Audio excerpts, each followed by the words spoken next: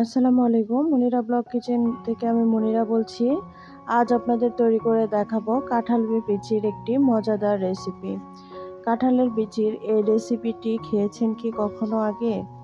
দেখতে হলে অবশ্যই পুরো ভিডিওটি সঙ্গে থাকুন।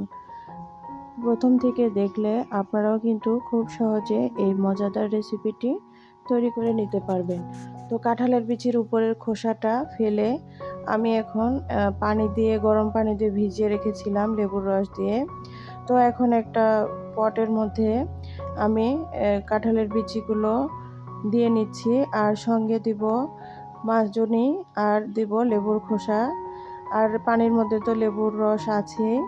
তো এগুলো দিয়ে এটা ঝাঁকিয়ে নিলেই দেখবেন কাঁঠালের বিচিগুলো খুব সুন্দরভাবে পরিষ্কার হয়ে যাবে। তো এই টিপসটা আপনারা ফলো করে কাঁঠালের বিচি কিন্তু পরিষ্কার করে নিতে পারেন। আশা করি আপনাদের কাছে খুবই কাজে লাগবে। তো কাঁঠালের বিচিগুলো এভাবে ঝাঁকিয়ে আমি এগুলোকে ধুয়ে নিয়েছিলাম। নিয়ে এই যে দেখুন পরিষ্কার করে নিয়েছি। তো আমার চ্যানেলে কাঁঠালের বিচি পরিষ্কারের পুরো ভিডিওটি দেওয়া আছে, চাইলে আপনারা দেখে আসতে পারেন। তো যেগুলো খোসা আছে বাদবাকিগুলো আমি এভাবে উঠিয়ে নিয়ে এগুলোকে ভালো করে ধুয়ে নেব। নেওয়ার পরে এই কাঁঠালের বিচিগুলো কিন্তু সেদ্ধ করে নিতে হবে। আমি যে রেসিপিটা তৈরি করছি সেই রেসিপিটা তৈরি করার জন্য কাঁঠালের বিচিগুলো খুব সুন্দর করে সেদ্ধ করে নিতে হবে। তবে গরম থাকা অবস্থায় যদি আপনারা এটা বেটে নেন সেই ক্ষেত্রে খুবই ভালো হয়। তো আমি আসলে গরম থাকা অবস্থায় কাঁঠালের বিচিগুলো বেটে নিতে পারিনি, একটু দেরি হয়ে গিয়েছে। এই যে দেখুন বিচিগুলো, তো এই বিচিগুলো দিয়েই কিন্তু রেসিপিটা তৈরি করব। কত সুন্দর ধবধবে পরিষ্কার হয়ে গিয়েছে, আপনারা ট্রাই করতে পারেন। তো এখন এই যে পানির মধ্যে কাঁঠালের বিচিগুলো দিয়ে দিয়েছি। দেওয়ার পরে পানিটা কিন্তু ঠান্ডা, এই পানির মধ্যে দিয়ে সামান্য একটু লবণ দিয়ে এটাকে সেদ্ধ বসিয়ে দিয়েছি। আর এখানে মসুরের ডাউল ভিজিয়ে রেখেছি। এটা 20 মিনিট বা আধা ঘন্টা ভিজিয়ে রাখলে বা 1 ঘন্টা ভিজিয়ে রাখলে খুব সুন্দর নরম হয়ে যাবে। এটাকে বেটে নিব। আর কাঁঠালের বিচিগুলো দেখুন একদম পানিটা শুকিয়ে ধরে গিয়েছে, তো একদম ধরে যায়নি। কাঁঠালের বিচিগুলো এই যে ভালো আছে। তো এখন যতটা সেদ্ধ হয়েছিল আমি ঠান্ডা করে নিয়েছি। আর এখন এই যে কাঁঠালের বিচিগুলো আমি বেটে নিয়েছি, মসুরের ডাউল, আদা রসুন বাটা, এখানে নিয়েছি কাঁচামরিচ, ধনিয়ার গুঁড়া, হলুদের গুঁড়া, মরিচের গুঁড়া, গরম মশলার গুঁড়া, ভাজা জিরার গুঁড়া, লবণ, পেঁয়াজ নিয়েছি। তারপর একটা ডিম এখানে দিয়ে নিব। ডিমটা অপশনাল, চাইলে আপনারা নাও দিতে পারেন, তবে দিলে বাইন্ডিংটা খুব ভালো হবে। সেই ক্ষেত্রে আমি যে রেসিপিটা তৈরি করব রেসিপিটা খেতে কিন্তু খুবই ভালো লাগবে। তো এখানে আমি আর একটু সামান্য বেকিং সোডা দিয়ে নিব। বেকিং সোডাটা হাফ চামচের মতো দিয়ে নিব। এটাও অপশনাল, চাইলে নাও দিতে পারেন, তবে দিলে একটু ফুলকো ভাবটা আসে এই আর কি, এর জন্যই দেওয়া। চাইলে নাও দিতে পারেন, অ্যাভয়েড করতে পারেন, কোনো সমস্যা নেই। তো এই যে আমি এখন এগুলোকে হাত দিয়ে মেখে নেব। খুব সুন্দর করে কিন্তু হাত দিয়ে মেখে নিতে হবে। এটা যত ভালোভাবে মেখে নিতে পারবেন আপনার রেসিপিটাও কিন্তু তত ভালো লাগবে।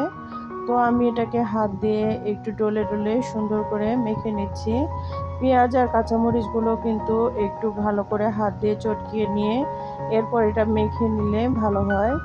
তো এই যে আমি এরকম করে মেখে নিচ্ছি, দেখতেই পাচ্ছেন। তো আপনারা চাইলে সবগুলো ব্লেন্ডও করে নিতে পারেন একসঙ্গে, তবে এভাবে হাতে মেখে নিলে পেঁয়াজটা যেহেতু কাঁচা পেঁয়াজ ব্যবহার করেছি, তখন যে আমি কাবাবের মতো করে তৈরি করব সেগুলো কিন্তু খেতে ভালো লাগবে। তো যতটা সম্ভব এভাবে আমি হাত দিয়ে মেখে নিচ্ছি, দেখতে পাচ্ছেন। আর এটা কিন্তু খুব সুন্দরভাবে একদম সেট হয়ে গিয়েছে। এখন একদম তৈরি করার জন্য রেডি হয়ে গিয়েছে। তো এই কাঁঠালের বিচি দিয়েও যে এত সুন্দর রেসিপি তৈরি করা যায় অনেকেই হয়তো জানে না। তো এই যে দেখে নিন, আপনারাও তৈরি করতে পারবেন। একদম রেডি। আগে থেকে চুলায় আমি একটা কড়াই বসিয়ে দিয়েছি আর তেল গরম করে নিয়েছি। এখন আমি বড়া বা কাবাবের শেপে একটা একটা করে সবগুলো দিয়ে নিব। আপনারা চাইলে ফ্রাই প্যানেও এটা করে নিতে পারেন, সেক্ষেত্রে একবারে সবগুলো হবে। তবে আমিও সবগুলোই দিয়ে নিব, কারণ হচ্ছে এখানে আমি যেটুকু পরিমাণে তৈরি করেছি সেই ক্ষেত্রে সবগুলোই এখানে এঁটে যাবে। একটু হয়তো সমস্যা হবে, তবে ওটা ব্যাপার না।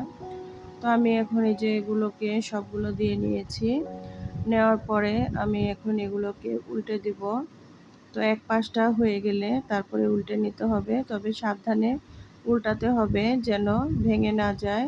তো এক পাশ আমার হয়ে গিয়েছে, অতিরিক্ত দেওয়ার কারণে একটু উল্টাতে সমস্যা হচ্ছে, তবে সমস্যা নেই। একটু সময় নিয়ে আমি এগুলো সবগুলোকে উল্টে নিব। তো এক পাশটা কিন্তু খুব সুন্দরভাবে হয়ে গিয়েছে। আর এভাবে একটু সাবধানে কাজটা করবেন, তাহলে বড়াগুলো ভেঙে যাবে না। আপনারা কে কি বলেন? অনেকে বড়া বা চপ বলে, অনেকে কাবাবও বলে। তো এটা আরেকটু অন্য মতো করে প্রসেস করলে কাবাব তৈরি করা যেত। তো এটাও এক ধরনের কাবাব বলা চলে। তো আমি এখন এগুলোকে এই যে ভালো করে উল্টে নিচ্ছি।